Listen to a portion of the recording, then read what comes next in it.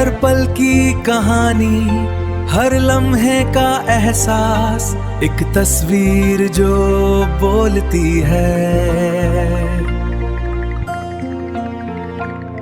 जानकारी, मनोरंजन और जज्बातों से भरपूर, ये है आपका कार्यक्रम तस्वीर। तस्वीर, एक नया नजरिया। साथियों, मित्रों, श्रोताओं, अभी आप सुन रहे हैं आपका पसंदीदा रेडियो एफएम रेडियो धूम 89.6 और मैं हूं आपका दोस्त और होस्ट आरजे राघव, लेकर के हाजिर हूं रोजाना की तरह प्रोग्राम तस्वीर। जी हाँ साथियों, प्रोग्राम तस्वीर जिसमें हम रोज़ अलग अलग विषय पर मुद्दे पर बातचीत करते हैं, आपको जानकारियां देते हैं और हमारी ये भी कोशिश रहती है कि आपके विचारों को इस प्रोग्राम में शामिल किया जाए और अपने सभी श्रोताओं को सुनाया जाए। और साथियों, आज भी हम एक खास विषय लेकर के हाजिर हैं और आज का हमारा विषय है हमारे बच्चे हमारा भविष्य। साथियों, क्या कभी आपने सुबह सुबह किसी छोटे बच्चों को स्कूल जाते देखा है? भारी सा बस्ता, लेकिन आंखों में एक मासूम सी उत्सुकता दुनिया को नए सिरे से देखने की। दोस्तों, बच्चे केवल हमारे घरों की चहल पहल नहीं हैं, वो हमारा आने वाला कल हैं।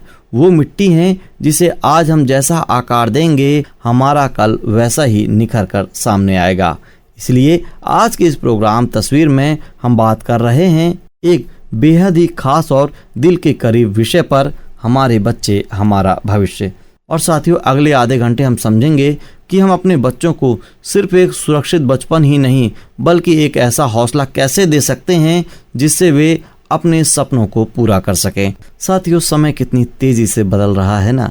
जब हम छोटे थे तो शाम का मतलब होता था गली में कंचे, क्रिकेट या छुपा छुपी खेलना, लेकिन आज के बच्चों का बचपन थोड़ा अलग है। आज खेल के मैदान की जगह टैबलेट और मोबाइल स्क्रीन ने ले ली है और पढ़ाई अब सिर्फ सीखने का जरिया नहीं बल्कि मार्क्स की एक रेस बन गई है। कभी कभी मैं सोचता हूँ कि क्या हम अनजाने में बच्चों पर अपनी उम्मीदों का इतना बोझ तो नहीं डाल रहे हैं कि उनका मासूम बचपन कहीं दब रहा है।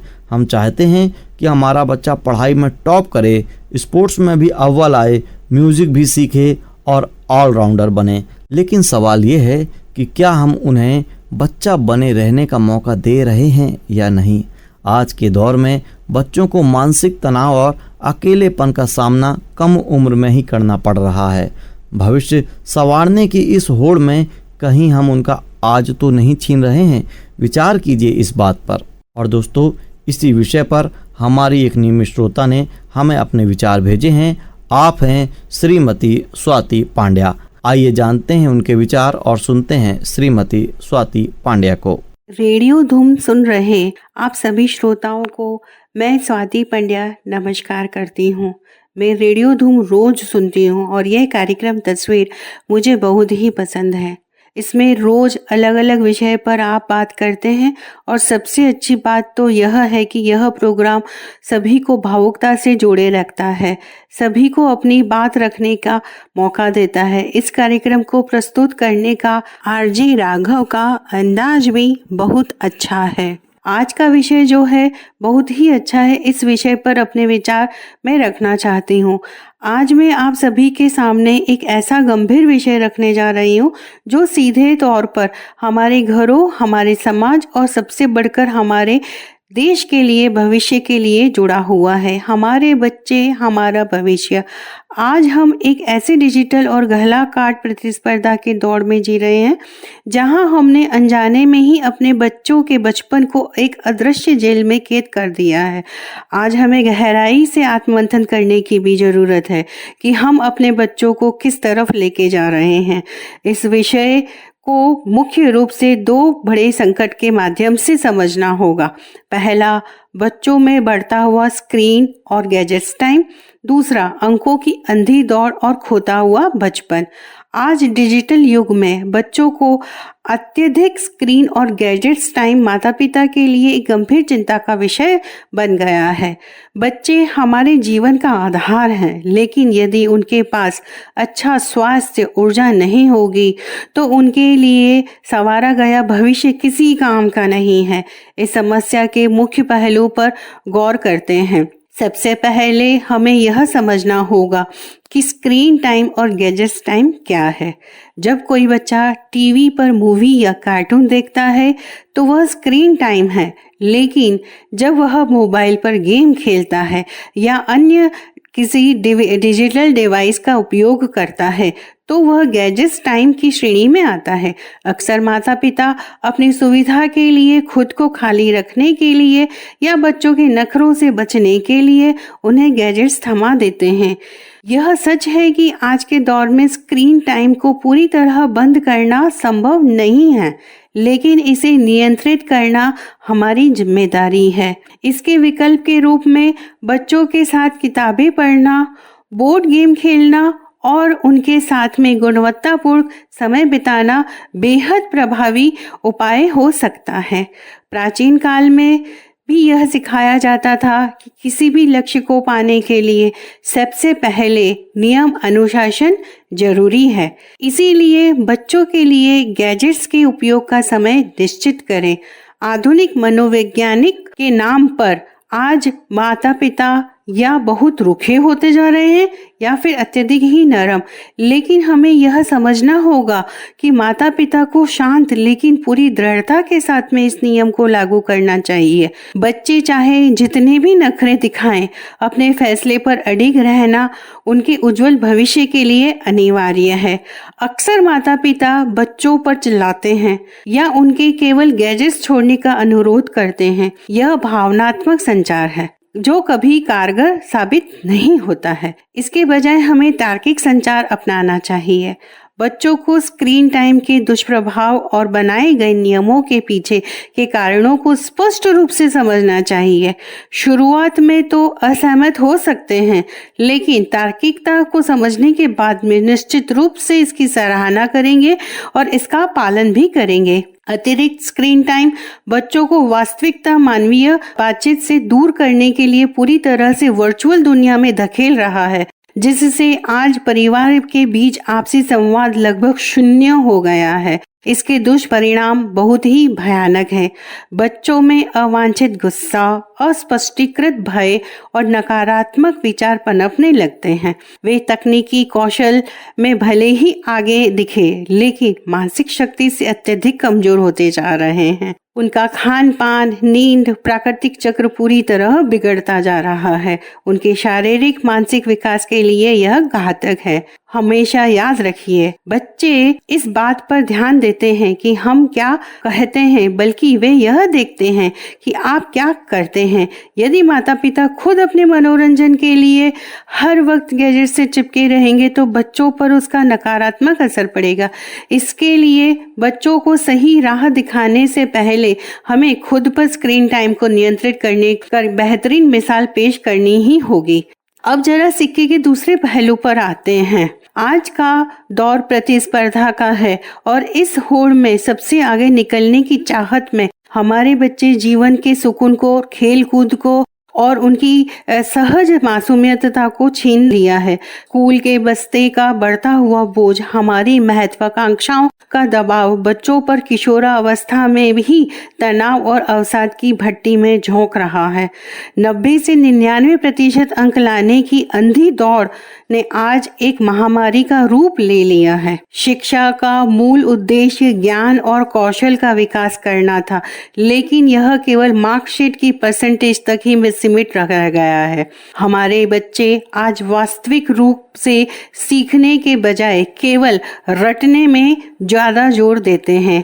परीक्षा में 99 अंक लाना सफलता का एकमात्र पैमाना मान लिया गया है, जिससे बच्चों में अभी असली प्रतिभा का रचनात्मक दम तोड़ रही है।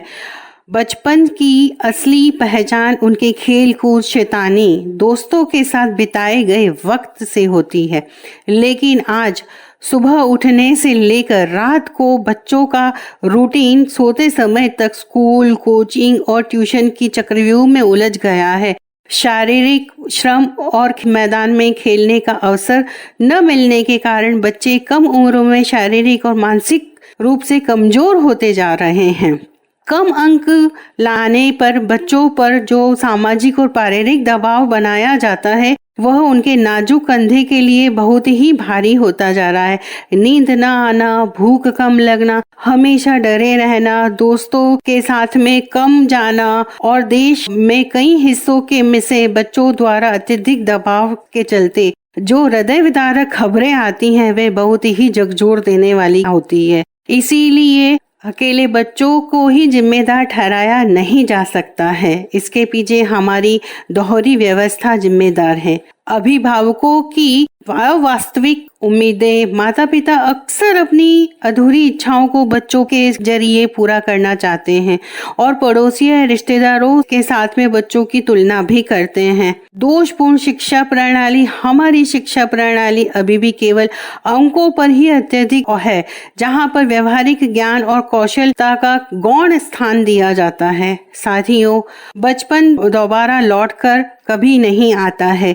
यदि हम अपने बच्चों को सिर्फ नंबरों की मशीन या स्क्रीन का गुलाम बना देते हैं तो हम एक ऐसी पीढ़ी को तैयार कर रहे हैं जो कि किताबी रूप से तो तेज होगी लेकिन जीवन की वास्तविक चुनौतियों का सामना करने में पूरी तरह असमर्थ होगी। यह समय हम सभी अभिभावकों और समाज के लिए गंभीर रूप से आत्ममंथन करने का है। हमें यह समझना होगा कि सफलता का पैमाना केवल परसेंटेज नहीं बल्कि एक खुशहाल, संतुलित और मानसिक रूप से मजबूत इंसान बनना है। आइए स्व प्रयास और दृढ़ संकल्प के साथ आज ही यह प्रण लें कि हम अपने बच्चों को स्क्रीन के अंधकार से बाहर निकालेंगे और उन्हें नंबरों की बंदिशों से भरे पिंजरों में नहीं बल्कि उड़ने के लिए खुला आसमान देंगे। मुझे उम्मीद है कि मेरे विचार रेडियो धूम सुन रहे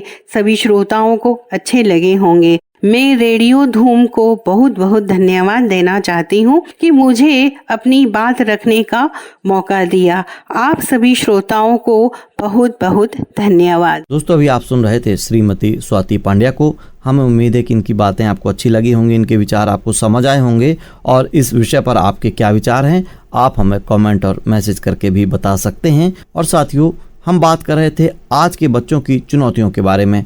अब सवाल ये आता है, बतौर माता पिता, शिक्षक और समाज हमारी क्या जिम्मेदारी बनती है। सबसे पहली और ज़रूरी बात यह है संवाद, मतलब कम्युनिकेशन। अपने बच्चों से सिर्फ ये मत पूछिए कि आज स्कूल में कितने मार्क्स आए, बल्कि ये पूछिए कि आज तुम्हें सबसे अच्छा क्या लगा। क्या आज तुम किसी बात से परेशान हुए? जब बच्चा जानेगा कि उसके जज होने का डर नहीं है तब वो आपसे खुलकर बात करेगा। दूसरी बात, सुलभ तुलना बंद कीजिए। शर्मा जी के बेटे को देखो, मिश्रा जी के बेटे को देखो, गुप्ता जी के बेटे को देखो। ये वाक्य शायद हर बच्चे ने कभी न कभी सुना होगा। याद रखिए, दो पौधे एक ही रफ्तार से नहीं बढ़ते। गुलाब की खूबसूरती अलग है और चमेली की महक अलग। आपका बच्चा अनोखा है, उसकी तुलना किसी और से करके उसके आत्मविश्वास को मत तोड़िए। और तीसरी बात, उन्हें गलतियां करने की इजाज़त दीजिए। गिरकर उठना ही तो सीखने की पहली सीढ़ी है। अगर हम हर कदम उन्हें गिरने से बचाएंगे तो वे कभी अपने पैरों पर मजबूती से खड़े होना नहीं सीख पाएंगे। और दोस्तों, बच्चों का भविष्य सिर्फ इस बात से तय नहीं होता कि वे डॉक्टर या इंजीनियर बनते हैं या नहीं। उनका भविष्य इस बात से तय होता है कि वे इंसान कैसे बनते हैं। क्या उनमें संवेदनशीलता है? क्या वे दूसरों की मदद करना जानते हैं?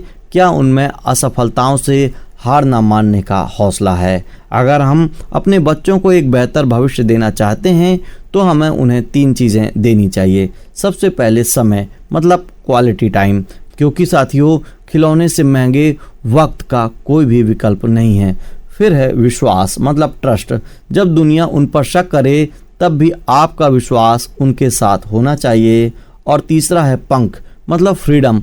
अपने सपने उन पर थोपने की बजाय उनके सपनों को पहचानने और उन्हें पूरा करने में मदद कीजिए। याद रखिए, बच्चे आपकी कही बातों से कम आपके किए गए व्यवहार से ज़्यादा सीखते हैं। अगर आप चाहते हैं कि वे ईमानदार, दयालु और जिम्मेदार बने तो पहले आपको उनके लिए वैसा उदाहरण बनना होगा। तो दोस्तों, घड़ी की सुइयां अब इशारा कर रही हैं कि अब आपसे विदा लेने का समय आ गया है। अब हमारे इस खास सफ़र को यहीं विराम देने का समय आ गया है। जाते जाते बस इतना ही हम आपसे कहना चाहेंगे कि बच्चे बगीचे की उन कलियों की तरह हैं जिन्हें खिलने के लिए प्यार की धूप और समझदारी के पानी की ज़रूरत होती है। आइए आज हम सब मिलकर ये वादा करें कि हम अपने बच्चों को सिर्फ एक सुरक्षित भविष्य ही नहीं देंगे बल्कि उनके आज को भी खुशहाल बनाएंगे, क्योंकि जब हमारे बच्चे मुस्कुराएंगे तभी तो हमारा आने वाला कल जगमगाएगा। आज का ये कार्यक्रम आपको कैसा लगा, आप हमारे सोशल मीडिया हैंडल पर जा कर के ज़रूर बताइएगा। मैं आपका दोस्त आरजे राघव अब आपसे विदा लेता हूँ। हंसते रहिए, मुस्कुराते रहिए और सुनते रहिए रेडियो धूम 89.6, क्योंकि ये है दिल से दिल की ट्यून। नमस्ते। हर पल की कहानी, हर लम्हे का एहसास, एक तस्वीर जो बोलती है। जानकारी, मनोरंजन और जज्बातों से भरपूर ये है आपका कार्यक्रम तस्वीर। तस्वीर, एक नया नजरिया।